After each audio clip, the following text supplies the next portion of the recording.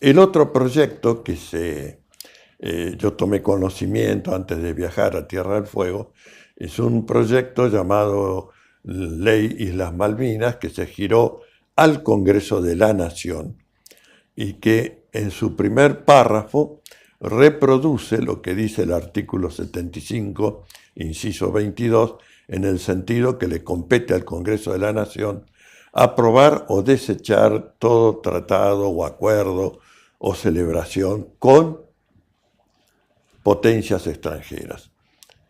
Quiero aclarar que las expresiones tratado, acuerdo, convenios, son todas de igual textura normativa, es decir, sea el nombre que se le ponga, siempre debe ir al Congreso de la Nación cuando implica un compromiso de la órbita del derecho internacional público o privado. No hay duda en esto, ¿no? Entonces, esta primera cláusula del proyecto decía lo que dice la Constitución y no agrega nada. Además, la Constitución es una norma de mayor rango, de mayor jerarquía y por lo tanto prevalece sobre cualquier disposición Podemos decir que legífera. sería como redundante. Redundante y innecesaria también, ¿no? Inversamente, el siguiente artículo dice que para los contratos o tratados o acuerdos que se celebren, claro, que se celebren significa lo futuro. Si no se cumple este requisito, será de aplicación, dice, lo que establece el artículo 46 de la Convención de Viena sobre cumplimiento de los tratados internacionales. Es decir, sería nulo. Bueno, también diría que esto es, en lo que refiere a futuro, es redundante porque ya es nulo por violentar lo que dice la Constitución. Pero al hablar de que se celebren, no me está diciendo nada de lo celebrado. Y aquí viene el tema importante. La Argentina, bajo el gobierno Menem y con la intervención de su canciller en ese momento, no, Ditela. no, Caballo, no, que era en ese no, momento. no, no, perdón. Cavallo, Domingo Cavallo, perdón, Domingo Cavallo, sí, iba a decir Sí, pues otro. fueron dos. Primero fue Caballo y después fue Ditela, creo. Claro, pero en este caso los dos fueron firmados por Menem y Cavallo. Se los llama Acuerdos de Madrid y allí se firma la rendición argentina y las humillaciones que aparejó esto, ¿no? Y no se sometió a aprobación o deseche por parte del Congreso de la Nación. Claro, es medio vergonzante someter esos textos porque, entre otras humillaciones, la Argentina adquiere el compromiso de comunicar al Foreign Office de Gran Bretaña todo movimiento de tropas por debajo del paralelo 42, sea militar, ejército, sea naval o fuerza aérea. Esto obviamente significa que tenemos el territorio sur sometido a la dominación de una potencia extranjera usurpante y que se permite ella hacer ejercicios misilísticos en territorio y aguas del Atlántico Sur, en tanto que la Argentina, si sea para enviar un barco en función de aprendizaje o de entrenamiento militar, tiene que pedir permiso al Foreign Office, ¿no? Esto es humillante. Bueno, esos son los dos convenios firmados por Menem y Cavallo, y luego está el firmado por el actual gobierno, conocido como Convenio Foradori-Duncan, por haberlo firmado los dos cancilleres. Allí se abre la legitimación para explotar Gran Bretaña, el usurpante, explotar las riquezas y recursos naturales existentes en el territorio de las Islas Malvinas, Falkland para ellos, y de la plataforma submarina, que es lo que más importa, que es tanto hidrocarburífera como ictícola, ¿no? Es decir, son los dos rubros principales. Bueno, por ello le sugerí, y creo que la gobernadora lo ha tomado porque me ha pedido que le entregue y yo le he entregado un proyecto donde se ciñe exclusivamente a decir que los convenios celebrados, es decir, tiempo pasado, celebrados por fuera del marco de habilitación constitucional del 75, inciso 22 de la Constitución Nacional, son nulos y lesivos del orden público constitucional argentino y por lo tanto deben ser así declarados por ley nacional. En esto el Congreso recupera sus incumbencias constitucionales y hace un señalamiento de que debe observarse una de las cláusulas más señeras incorporadas en la reforma del año 94, que es el deber de obediencia a la supremacía de la Constitución Nacional, establecida en su artículo 36. Al haber apropiado el Poder Ejecutivo en el convenio Forador y Duncan potestades que son exclusivas del Congreso de la Nación, aprobar o desechar, que son dos verbos que indican que debe ser previo a la puesta en ejecutoria, no cuando ya están dando el convenio, ¿no? Bueno, Si no iría a convalidar. esto se lo hemos enviado a la gobernadora. Yo sé que tal vez no sea muy conveniente desde el punto de vista político dar marcha atrás con el primer proyecto y presentar este otro.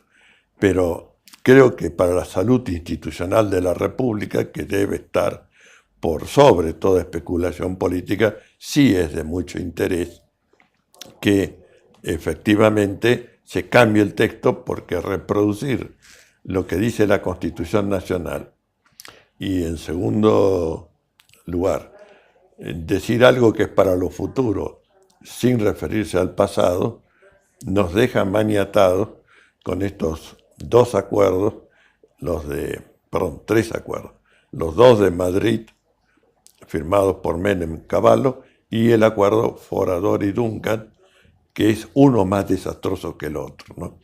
De manera que, preservando también lo que dice la cláusula transitoria de la actual Constitución, bueno, es que bregamos para que se retire ese proyecto y se envíe con la aprobación de la gobernadora el que le hemos entregado después de la conversación y con acuerdo con ella, en el sentido que entiende que debía superarse el texto presentado originariamente. Si lo hace o no ya no depende de nosotros, ¿no?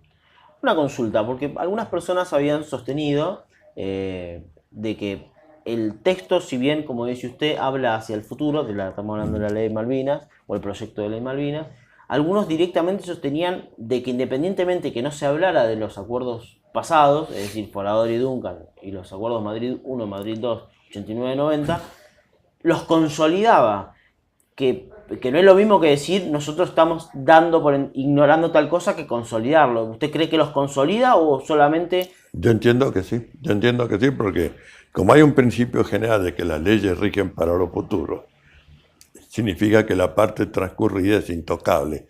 Pero, y aquí viene la cuestión constitucional importante, cuando algo es contra el texto de la Constitución, es nulo de nulidad absoluta.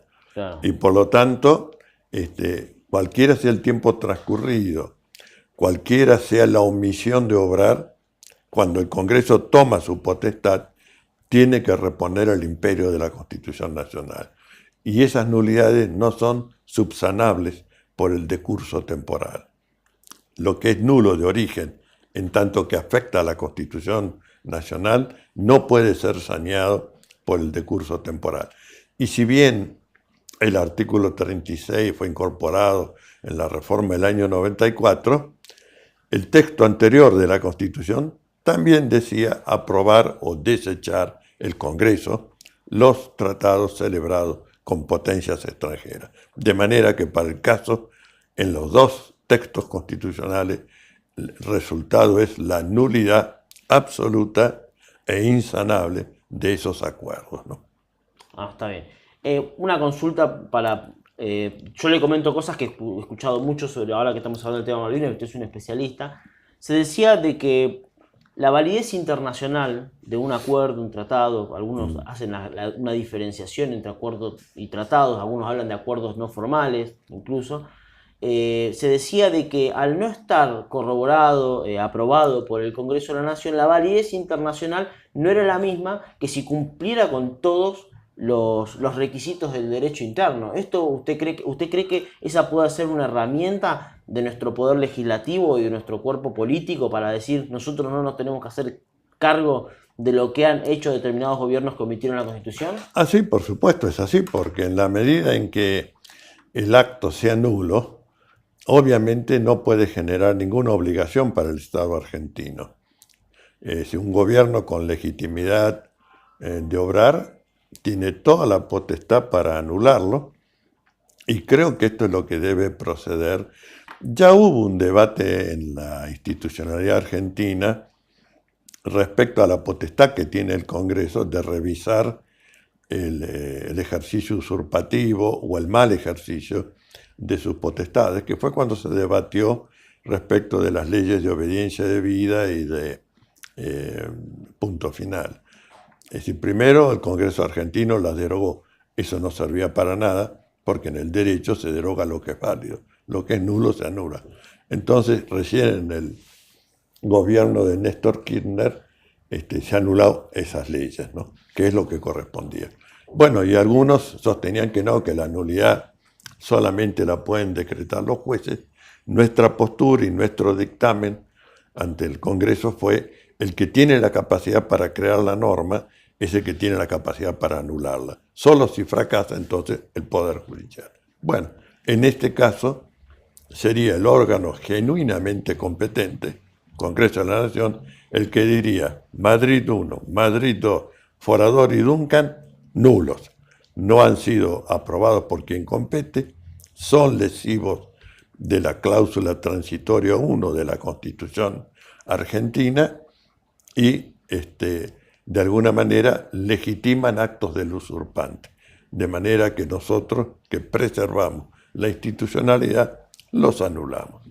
Pero, y la pregunta sería, ¿en el derecho internacional esto se tiene en cuenta? ¿Esta omisión de las formalidades internas para darle la validez internacional a un tratado? Bueno, ¿O un acuerdo? Es precisamente lo que sostiene el artículo 46. Vinculando esto con el Stoppel también, Sí, ¿no? sí, sí. Importante. Esto es lo que dice el artículo 46 de la Convención de Viena. Es decir, el tratado, para ser vinculante, tiene que ser emitido por autoridad válida.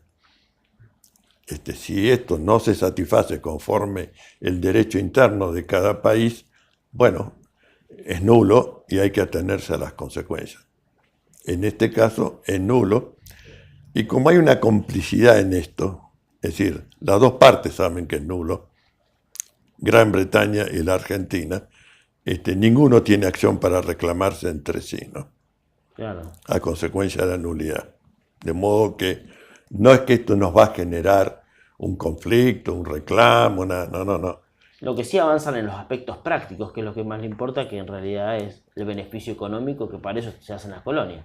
Bueno, lo que trata esto es de preservar precisamente lo mismo que el otro proyecto, preservar que nuestras riquezas y recursos naturales sean para beneficio del pueblo argentino, que es su titular conforme las normas del derecho internacional de los derechos humanos, que por eso las hemos invocado en los dos preceptos. Entonces, no me pueden venir a decir, no, usted un día me dice una cosa, usted me dice otra, no. El orden jurídico dice una sola cosa respecto de esto, y es la nulidad, ¿no? Bueno, muchísimas gracias por esta entrevista. Seguramente lo voy a volver a molestar porque realmente es mucha la sabiduría que usted tiene y me encantaría poderla compartir con mucha gente. Bueno, cómo no. Un gusto también.